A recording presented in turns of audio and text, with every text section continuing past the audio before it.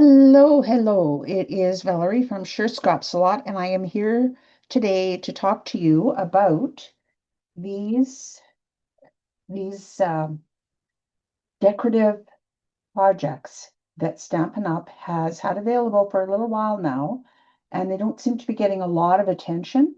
And I gotta tell you, I am just loving them. So I thought what I would do, I would show you the two that I have here created. Now I can't show you the third one because I created a, what would you call it? It's for a photo, a background for a photo. And then I put a photo on for her and gave that to her. So I can't show you that, but I can show you the two that I have created. Now, what I really want to focus on is how I ended up adding a little bit of punch to the two arrangements here. When I started putting them together, they seemed just a little flat to me. So with not too much effort and with very few tools, I actually bumped them up enough that I think they look absolutely amazing. So on this one, you can see here that I added some gold metallic marker to the edges and I shaped the leaf. I shaped this leaf. I inked around the edges of this one. All right, I added a lot of dimensionals. You can see here, pretty much every layer has dimensionals in some place or another around them. I am not going to walk you through creating the entire thing because the instructions are so good, but I want to show you how I zhuzh these up a little bit. So I'll put that one there. And then here, you can see I added the gold trim to the outer edge of the background. And then I shaped these leaves. Now this one here, I did add a little tiny bit of shaping to it, but not a lot. It didn't really need a lot, just a little tiny bit. Okay, so these are the tools that I used. So I have a sponge dauber here. All right. You also will need something small that you can sponge with. All right, this is a very small brush.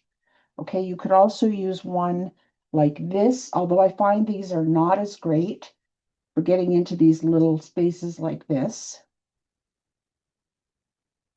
Okay, and then you're going to need, of course, your gold markers. Now I'm using the Spectrum Noir metallic paint markers.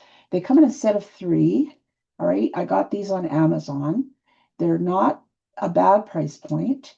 I will put a link to them in the description for this video. And I'm going to be using the 4mm, which is the wide width. Okay, it's similar to a big black marker, just like that. And I'm also going to be using the 3mm barrel tip.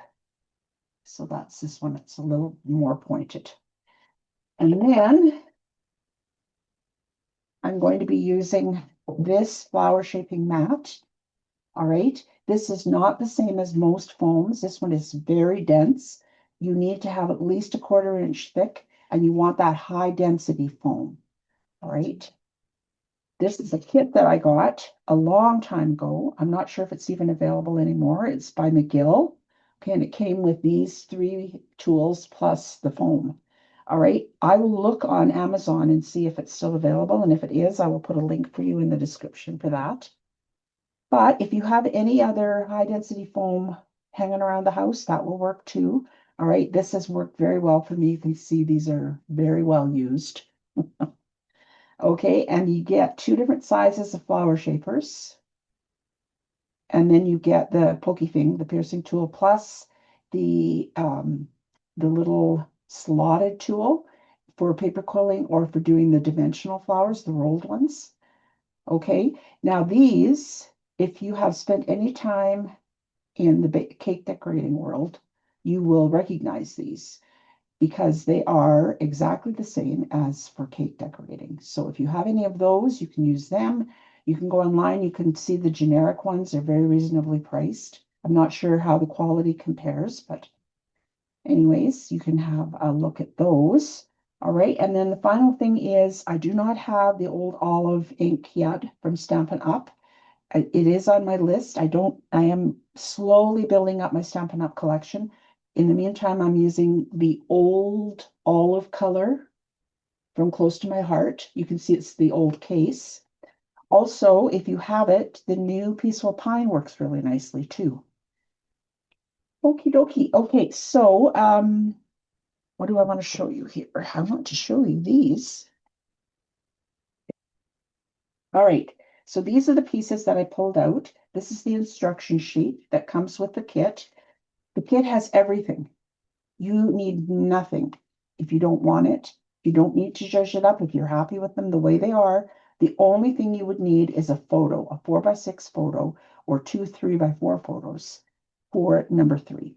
But it shows you everything that comes in the kit for each project. Here's number 1, number 2, number 3. All right, and then they give you step-by-step visual instructions here. So this is for number 1, shows you all the pieces, where the adhesives go, how to layer things on, and then a picture of the finished product. Same for number 2, and then for number 3. All right, so I don't need to show you those steps. What I do want to show you is, first of all, I want to show you the inking that I did.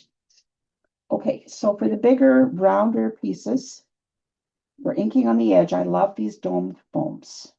I tend to not use sponge daubers anymore because I hurt my fingers. And then the brushes are great for working on a large surface, but for doing edging like this, you need something that's just a little bit firmer. Okay, so I'm just going to go over this, all the places that are easy to access with this sponge dauber, because it's fairly big. So the green ones are the ones that I inked around the edges. The brown ones, just because of their color, I thought they were very well suited to the gold metallic marker. Okay, so that's around the big parts mostly. And then I'm going to take my small brush, I'm going to dab that in the ink, and then I'm just going to go in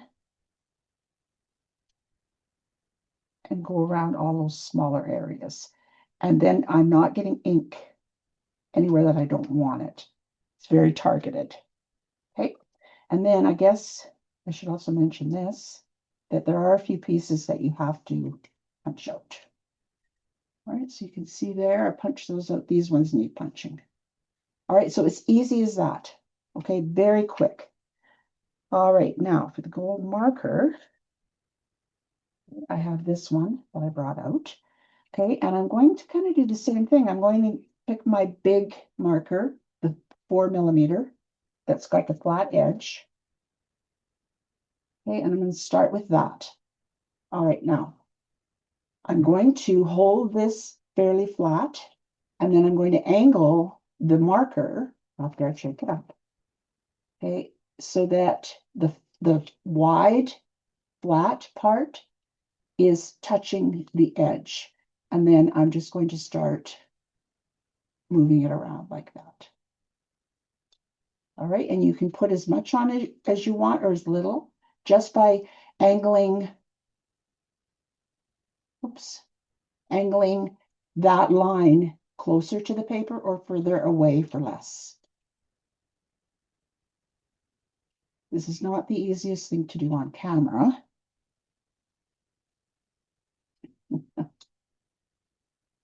Okay, now when you get down to spots like this, or if it feels too awkward using this marker, then you can move over to the bullet point, which is the 3mm. Okay, and you can do the same thing, but it just fits in there a little bit better. I just find that you have a little more control with the flat one. All right, so once you get around that awkward edge, then you can switch back to this one.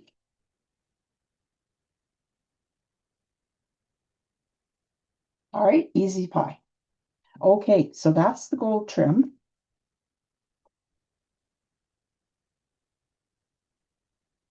Okie dokie. So that's done. Now I want to show you the flower shaping. Okay, so I've got my mat, got my leaf. All right, the first thing I'm going to do is turn it over to the wrong side. And then I'm going to grab my flower shaper. Now I don't want to use one that's too too small. Like this one would be too small. That one would be too small. All right, I'm thinking the biggest one is going to be perfect for this great big leaf.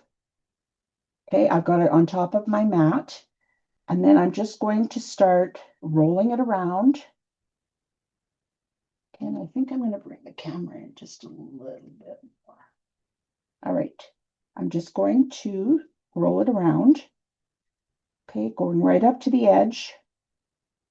And you need to give quite firm pressure for this. And you can see here how that one's starting to curl already. Okay. And you quite often will feel or hear, or both, the fibers in the paper actually cracking. And that's what you want. Okay, so I'm just going to go around one section here so you can see the end result. Okay, and my whole goal here is to keep going around in circles, giving fairly firm pressure until I can see the whole thing starting to curl up. And if you look really closely, you can see that the edges are getting a little bit frilly there. Okay, and if you turn that over, then you can see how nicely that has shaped itself. The last thing I want to show you is working with these very fine leaves or thin leaves to give them some shape. All right, there, this is a little, I won't say fragile, but the leaves are attached to the stem by a very, excuse me, by a very thin amount of paper. And the stem itself is a very thin amount of paper. So what I'm going to suggest to you is that you should use a slightly smaller flower shaper. So I used this one for the bigger leaves. So I'm going to use this one. All right, it's about 2/3 of the size, I'd say. Okay, and see, they want to just bend up on each other. Okay, again, I am working from the back. That one's two. Okay, so what I'm going to do is I'm going to put my finger down right where the join is, because I want to make sure that's reinforced. Okay, I still have to use that same pressure with the paper, but I'm just going to go down the center this time. Okay, and I'm just going to use that gliding motion away from my finger. Okay, until I see that tip starting to point upwards, and then I know that the shaping has taken effect. And so I'm going to move down to this one, and I'm going to do the same thing.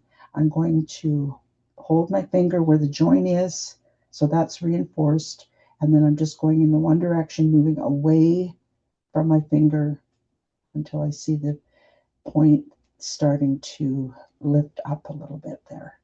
All right, and so if we turn that over, all right, you can see how those two right there are just a little bit shaped, and it just adds so much interest to your finished project. And then also, when I put this sentiment on top here, it felt like it was covering up too much of the leaves. So what I did was I took my long scissors and I cut as much off as I could, still leaving the border on there. Okay, so I think that's it. If you have any questions, please leave them in the comments or send me an email to info@surescrapsalot.com, and I will leave links for all of the things that I talked about in the description below. Thank you for watching, and we'll be talking to you very, very soon.